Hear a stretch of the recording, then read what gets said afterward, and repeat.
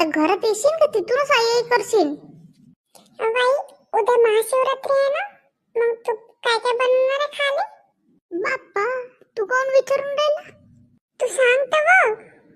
साबुदाणा वडा बनवणार आहे, श्रीखंड बनवणार आहे, अजून पापड पण तळणार आहे, चकली पण तळणार आहे, आणि अजून ते फळं पण आणणार आहे बाबा बाजारातून.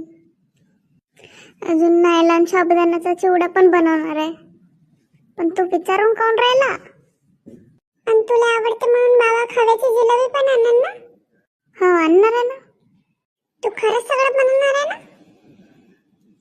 हो. मग उद्या मी आणि रीनाताई पण उपवास करणार आहे.